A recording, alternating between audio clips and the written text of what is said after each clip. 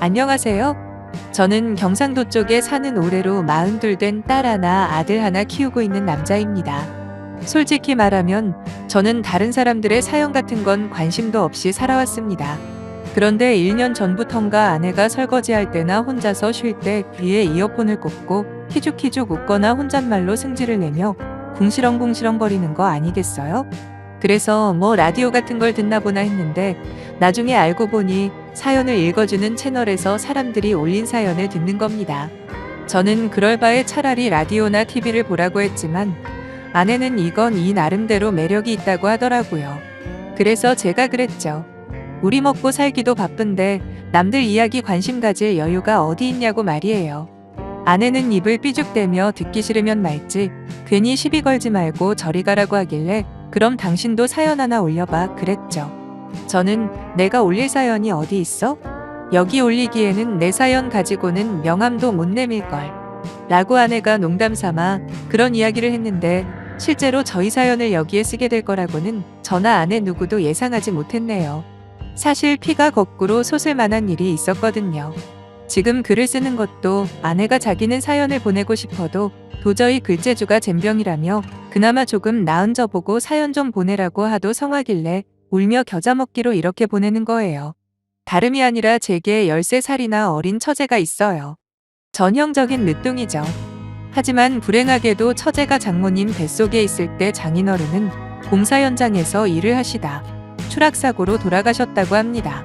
그나마 산재 처리가 잘 돼서 한동안 먹고 사는 데는 큰 어려움이 없었지만 그것도 잠시일 뿐 두 딸을 홀로 키워내셔야 했던 장모님은 흔한 말처럼 안 해본 일 없이 닥치는 대로 돈을 벌며 평생을 사시다 저와 아내가 결혼하고 대략 1년 후에 암으로 돌아가셨네요.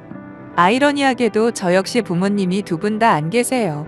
저 같은 경우에는 제가 고등학교 졸업할 즈음에 아버지와 어머니 두 분이서 근교에 여행을 가셨는데 그때 교통사고를 당하셔서 마지막 인사도 못한 채 세상을 떠나셨어요. 그리고 저는 형제가 없습니다.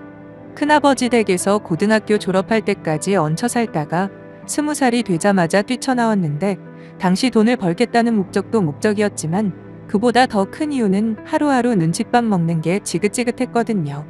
창피한 이야기지만 부모님 살아계실 때 저는 완전히 문제아였습니다. 나쁜 짓은 골라서 다 하고 돌아다녔고 때론 친구들 돈도 뺏기도 했죠. 제가 덩치가 좀 많이 크거든요. 거기다 싸움꾼 기질이 있어서 중학교 시절부터 인근 학생들에게 싸움장 하면 열이면 열 모두 저를 입에 올릴 만큼 허구한 날 싸움만 하고 다니던 진짜 말 그대로 생 양아치처럼 살았습니다. 그러다 부모님이 돌아가시고 얼마나 피눈물을 흘렸는지 모르겠네요. 살아계실 때 그렇게 저 정신 차리는 거 보는 게 소원이시라던 아버지와 어머니 언제까지나 옆에서 잔소리를 해주실 줄 알았는데 그렇게 한순간에 가시고 나니 그제서야 저는 정신을 차리고 공사판에서 돈을 벌기 시작했죠. 공사판 일이란 게 그래요. 물론 육체적으로는 엄청나게 힘들지는 모르겠지만 생각을 비우는 데는 최고의 일입니다. 거기다 보수도 제법 세니 허튼 짓만 안 한다면 배운 거 없고 가진 건 몸뚱이뿐인 그때의 제게는 그만한 일도 없었네요. 저는 조금씩 초보에서 기술자 대우를 받기 시작했고 전국 팔도를 다 돌아다니며 일만 했습니다. 꿈이 있었거든요. 그건 바로 제 가게를 차리는 거였어요. 다른 건 몰라도 내가 사장으로 일할 수 있는 가게만 하나 있으면 무조건 성공할 자신도 있었기에 일부러 위험한 일만 골라서 하고 다녔습니다. 위험할수록 수당이 많이 붙기 때문이죠. 그렇게 한 10년 떠돌이 생활을 하고 나니 통장엔 3억 정도 모이더라고요. 무슨 가게를 할까 고민할 필요는 없었습니다. 이미 정했거든요. 그건 바로 치킨집이었죠. 매장의 테이블은 최소화하고 배달 위주로 할 계획이라 평수도 그리 넓지 않아도 되어서 창업하고도 통장에는 돈이 좀 남았는데 그때 지금 아내를 만났어요. 아내는 당시 살아계신 장모님과 13살 어린 딸 같은 처제랑 근근히 살고 있었습니다. 당연히 대학교는 엄두도 못 내고 장모님이 운영하던 조그마한 식당 일을 도와주며 틈나는 대로 아르바이트까지 병행하고 있었던 아내는 제가 뽑은 2명의 전단지 알바생으로 처음 만났는데 그때의 그 충격이 아직도 선명합니다.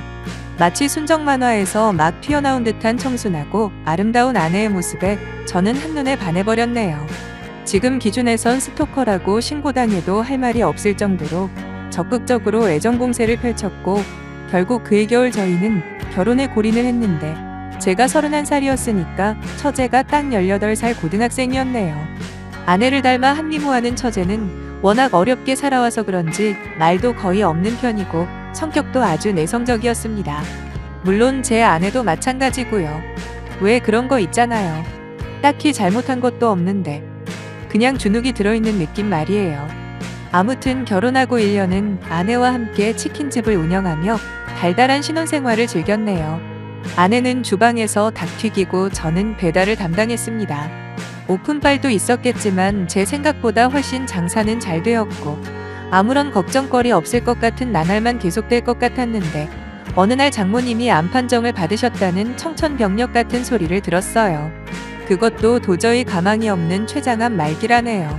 그리고 몇 달 후 장모님은 병원에서 치료받으시다 세상을 떠났죠. 그때 아내와 처제는 거의 제정신이 아니었어요. 물 한 모금도 못 마시고 하루 종일 울기만 하다 결국 탈진돼서 쓰러지는 바람에 병원에도 여러 번 데리고 가서 수액 맞추고 영양제 맞고 난리도 아니었네요. 문제는 이제부터 처제가 혼자 살아야 하는 상황이었다는 겁니다. 소심한 아내는 제게 한마디 의논도 못하고 혼자 전전긍긍하길래 제가 먼저 말했습니다. 처제, 우리가 데리고 살자. 아직 고등학생인데 혼자서 어떻게 살겠어? 라는 제 말에 아내는 그제서야 안색이 밝아지더군요.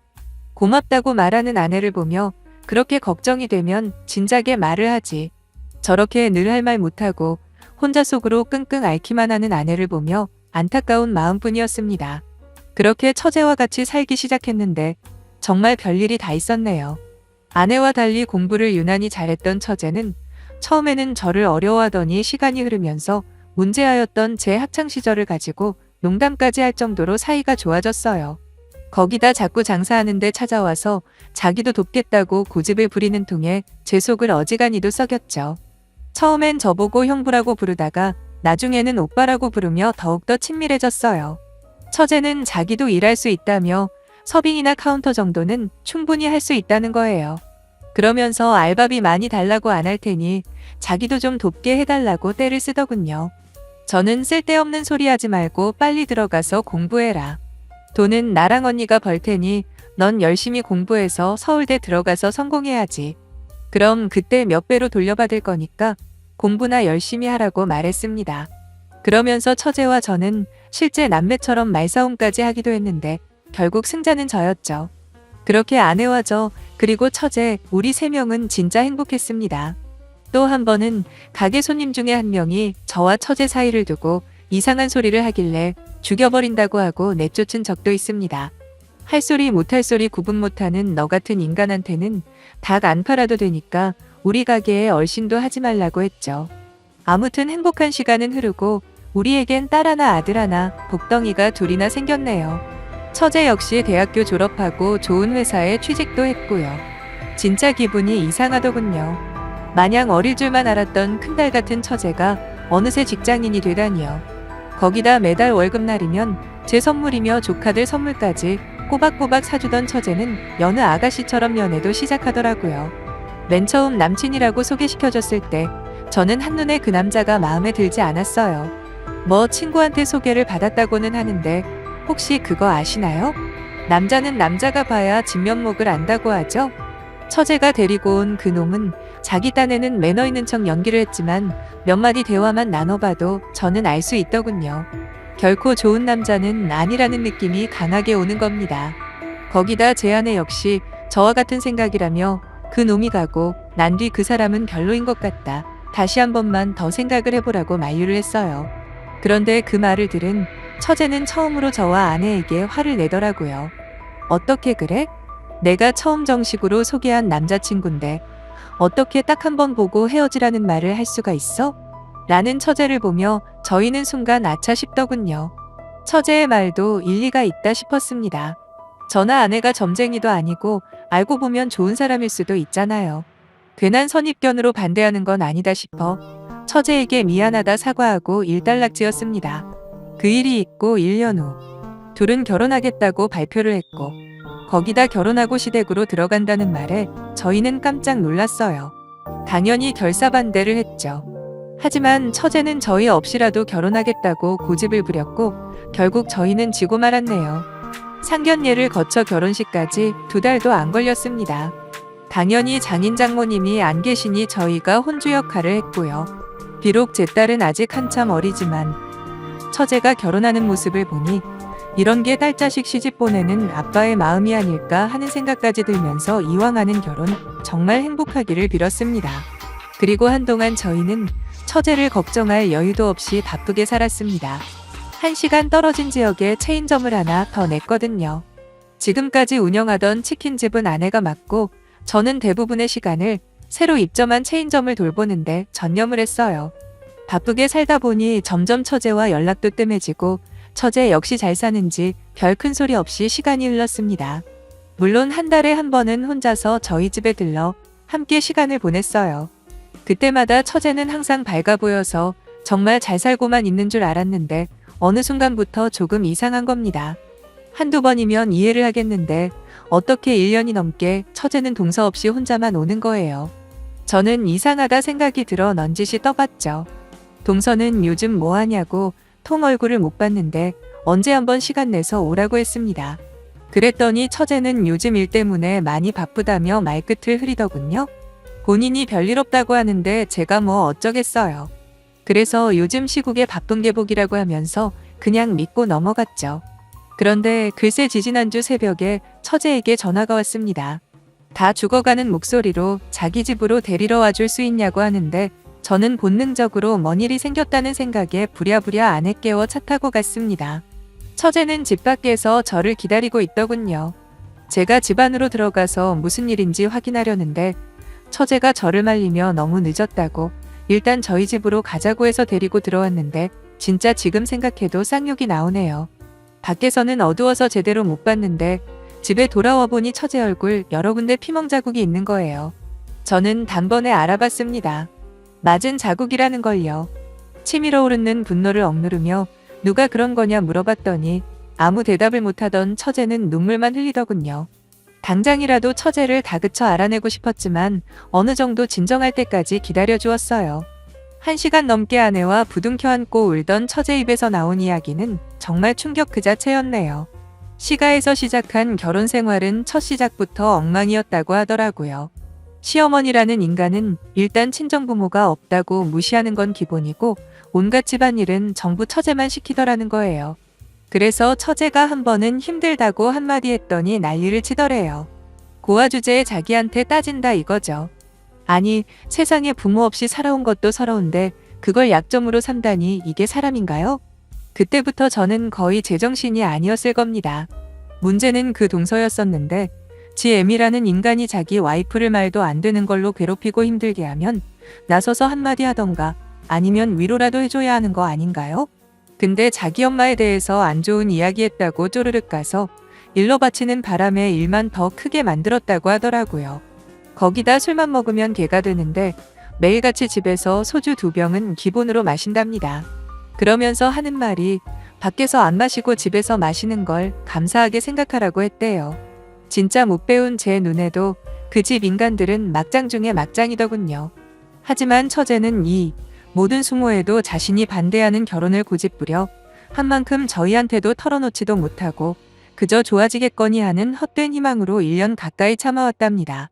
그러다 결국 그날 새벽에 고주망태가 된 동서한테 술 좀 그만 마시라고 한 소리 했다가 건방지다는 말과 함께 주먹으로 얼굴을 맞게 된 거죠. 이대로는 더 이상 안 되겠다는 생각에 저한테 전화를 한 거였습니다. 바보 같은 아내와 처제는 다시 울기 시작했는데 제가 소리를 질렀어요.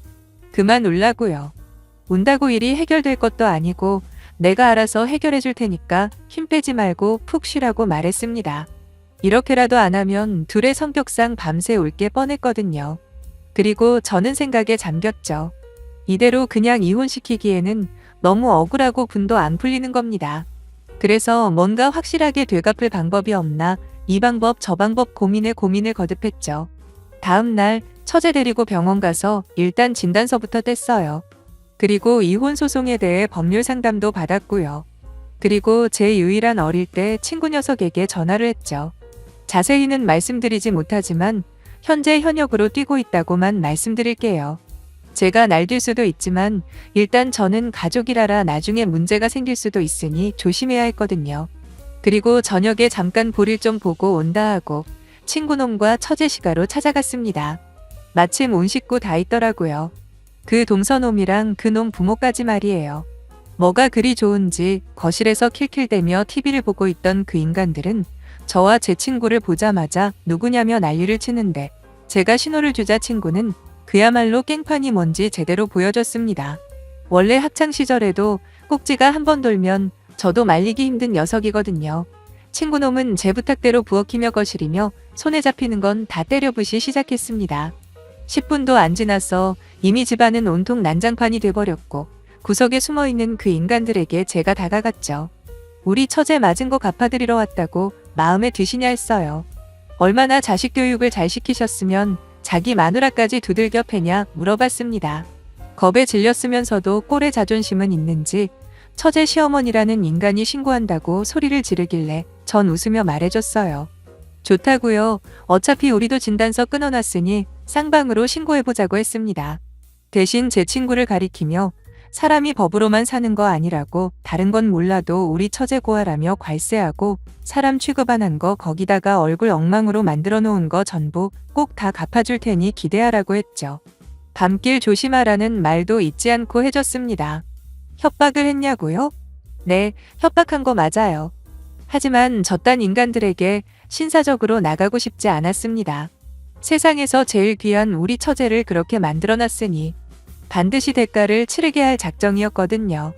그제야 사태가 보통 심각한 게 아니라는 걸 깨달았는지 처제 남편놈이 무릎으로 기어와서 잘못했다고 빌더라고요. 마누라 팰 때는 언제고 이제 와서 무슨 사과냐. 그냥 주거침입이랑 기물파손으로 신고해라. 우리도 너 가정폭력으로 신고하고 동네방네 소문 다 내줄 거야.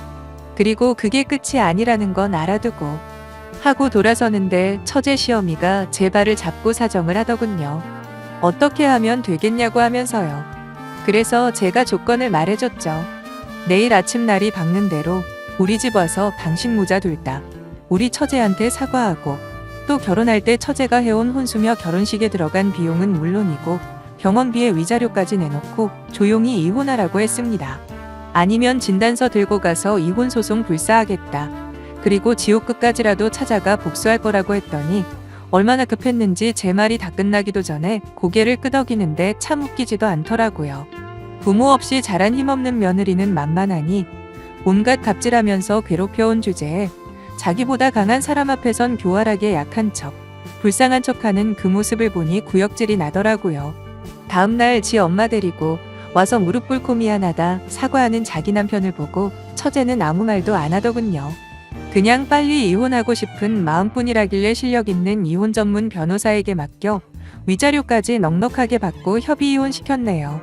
현재 처제는 다시 예전처럼 저희 집에서 함께 살고 있습니다.